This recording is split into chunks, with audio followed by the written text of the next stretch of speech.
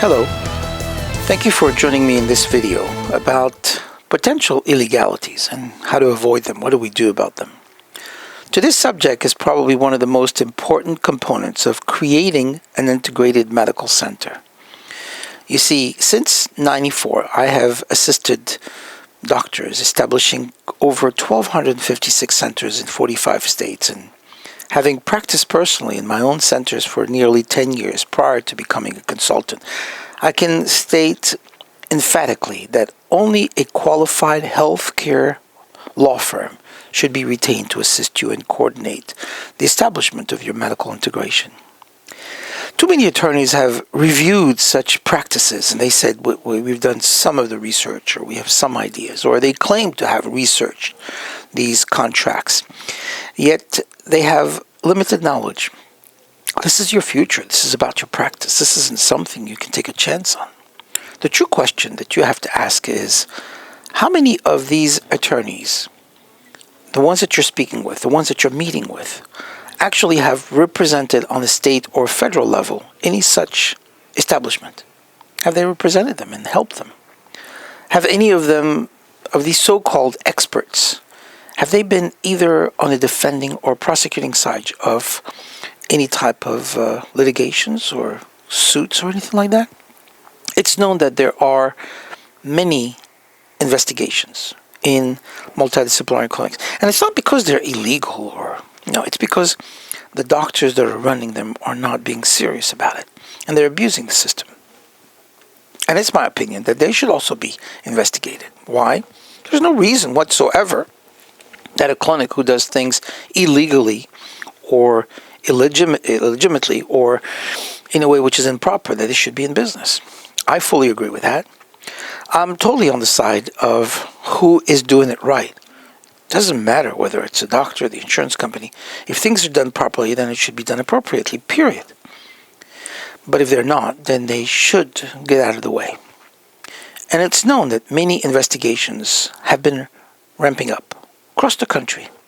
So ask the questions. Are most of these experts, these attorneys, these law firms that you're dealing with, are they aware of these cases? And if so, would they know what to do?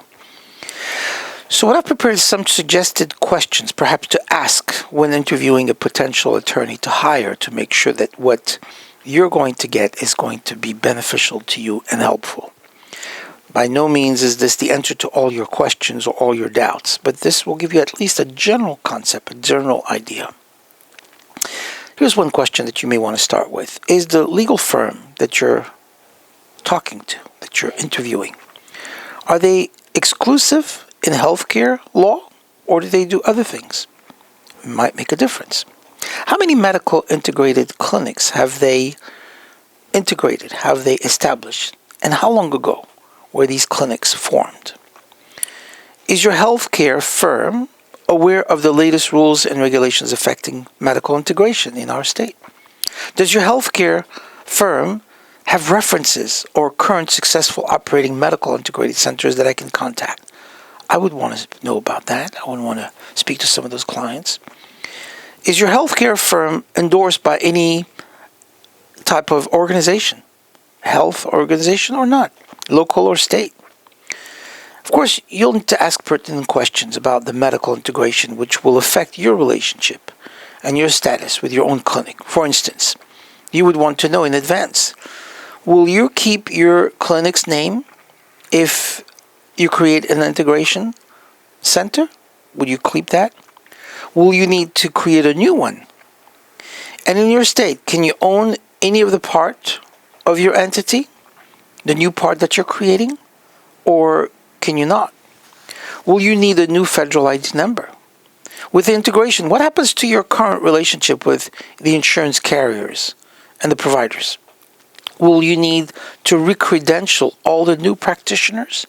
And if that's the case, if it's properly established, this is an opportunity for you to treat more patients and offer a wider scope of practice all under one roof.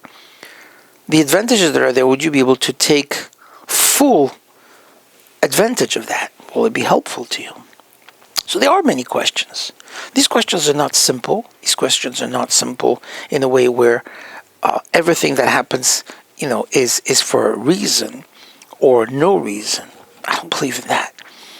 This isn't about fate. This isn't about chance. This isn't about some ideas. This is a very concrete concept. You want to find a law firm that knows what to do, that has done it in the past, and that can answer all your questions. This is about your future. This is about the development of a clinic which will potentially earn you a huge amount of money. But it has to be done legally. It has to be done in a legitimate way that will protect you in case anything comes up. And rules change from state to state. So you may have spoken to some of your buddies and they said, I did it in my state. This is great. And this is what I do. And I've been doing it for months. But that's not good enough. Even if that buddy of yours is in your own state, you would want to ask the question, does that apply to you? Maybe your buddy only sees cash patients. Maybe their center is credentialed with one large insurance company and perhaps seeing a different kind of patients. Maybe they do not see any Medicare patients, which again would impact some of the changes that you would have to go through. There's so many questions to ask. This is not something you want to take lightly. You have to be serious about this. In order to become a successful person and become a successful clinic, you would want to make sure that at night you could sleep peacefully on both ears with the same type of pressure. And you would sleep soundly, knowing that you're protected in what you've done. Some people drive, and when they drive, you see them looking everywhere.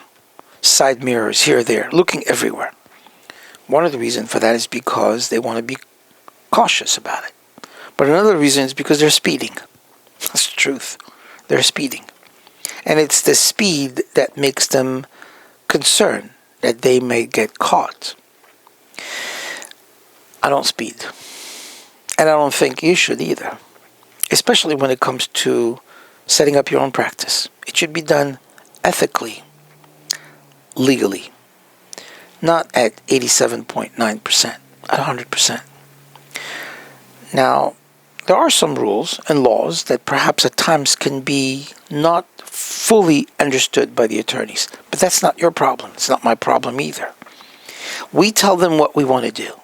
They're the ones in charge, and they should be taking full responsibility as to what they do, how they do it, and what they're going to deliver. If you have a question, call them, ask them. You paid for it. That's what it's all about. And from there, then you can make the decision whether or not this is what you want to do. Be well prepared and aware of what it is that you're getting into. This is your clinic. This is your future. It will affect not only you, but it also affect your family. Why would you want to jeopardize any of them? There's no need for that. If you do it properly, you'll be happy. So, as always, I wish the best for you. And I look forward to hearing good news.